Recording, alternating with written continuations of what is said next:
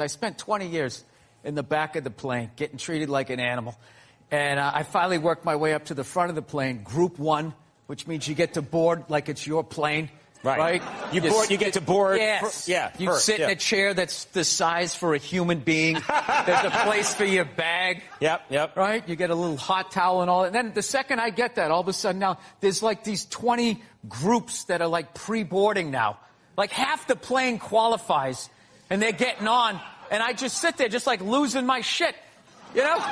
It starts off like it's just like anybody in uniform, anybody in military. So it's like, all right. But after like the 20th guy, you just start being like, have you seen action? Are you on the front lines at least? Right? Then it's anybody with kids, anybody with disabilities, and then just anybody with a red shirt. Hey, it's Tony Tuesday. Anybody named Anthony can get on. Dude, one time, I saw this guy get on the plane. Okay, he wasn't in uniform. He didn't have kids. He had all his limbs. He wasn't limping. He didn't have a cough. He just walked on the plane. It's like, who the is that guy? Like, how did I get on before that guy? No, I always hated the anxiety of being in the back of the plane. I just remember, like, the worst is whenever you would get your seat and you'd sit there and they're about ready to close the door and you'd have that empty seat next to you. Like the poor man's first class. You're like, oh, shit, I'll bring the armrest up. I can actually be great. And then all of a sudden some fat bastard gets on the front and you're like, no. You're like Quint at the end of Jaws, like sliding down the bar. Right? One time, I swear to God, this is all true. This dude got on. He was so fat. He was sitting next to me. I was literally next to him and behind him. He like tried to make himself smaller, and he like folded his arm, and his lat came out like a, you know those old Western saloon things? I'm just sitting behind this thing. So that motivates you to try to get to a certain all these place years, in life. 20 years, you work your way up to the front, and now still they won't let you. Now that fat guy's considered disabled because he can't stop eating cookies. So he gets on. Look at everybody groaning. 90% of the world is starving to death. That guy.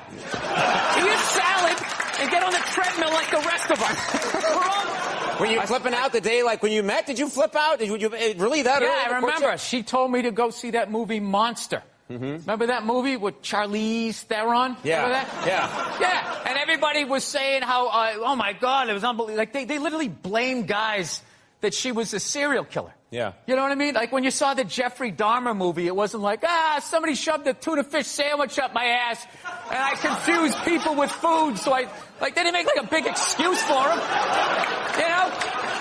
She was a psycho killing people and she should have died. But I'm like watching it feeling guilt.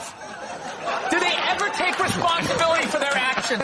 Even when they're murdering people, it's somehow our fault. It's unreal.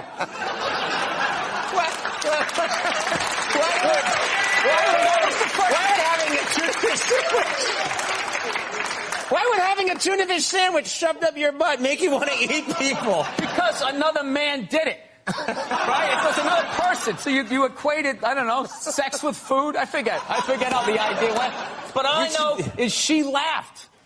When I said it, she was dying laughing and kind of saw my point. And I always hate when she says to me, she'd just be like, I just don't see where is that coming from?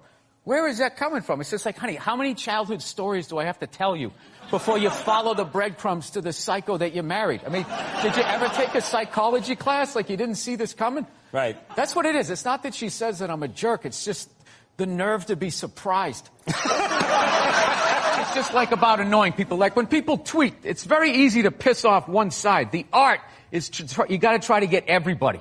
So you tweet stuff like, Trump is such a dope, he's actually going to make me vote for a woman. Right? And then you just sit back. Intentionally. And you just watch them. You're like, that's what I wanted. That's what I wanted. You're mad that children are not being hit. There should be the threat of it. Half of it was just it was just your dad was acting like he was going to do it. He never did it, but your mother did. And because because she was a woman, it was like, okay. Because it was like, hey, you let a girl beat you up, you kind of felt emasculated. Yeah. We had a rule, like, a lot of the stuff that I look at from when I was a kid that actually kind of made sense in a way would now be considered like abuse, I guess. Like when I was a kid, if you didn't finish your supper, as we called it. Supper, yeah. Yeah, my mother was just like, well, you're going to finish, she would just wrap it in cellophane and you just picked up where you left off for breakfast. Like a blue collar job. Like you take the shovel out of the hole and just start digging it again.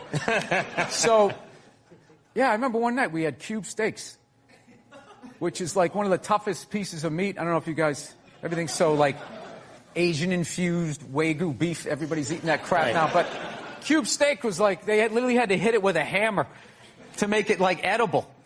And so we were having cube steaks. And I forget, my little brother was still in a high chair and he couldn't finish his. So my mother goes, all right, we're just going to have to eat it for breakfast. And that was like 8 hours away, which was like half his life. So he was like, all right, I'll take that deal. So the next morning, I remember we were having waffles. My mother always made Sunday breakfast. So we had all these waffles, eggs, bacon, this whole layout. My brother was looking at half-eaten cube steaks and a little mound of green bean casserole. And he goes, so he looked at my mom. He goes, Mom, can I have a waffle? And she goes, no, you got to finish your supper. He's like, well, after I finish my supper, then can I have a waffle? She goes, no, that is your breakfast. And he goes, oh, Mom, I hate you. And my dad, without looking up, took a full glass of milk and threw it in his face. Swear to God. This is what kills me. What kills me. You want everyone today to have as miserable a childhood. No, but it was kind of funny. We know what's hilarious was my mother just popped up and just immediately started cleaning up, and my dad just kept eating. Like he didn't like the roles were defined back then. Now the guy has to throw the milk, he has to clean it up while telling his wife she's brave for just sitting there. Like whatever that is. Can you hear it? Oh, I know. Women are so overrated, right? We went from We went from not listening to them to now it's ridiculous. Like that believe women. It's like all of them. How about 85%? I'll give you 87%. All right? But that last 13% that keys your car, lights your shit on fire, and puts a family pet in a pot of stew. Who put a pet in a pot of stew? Glenn Close. Oh, that.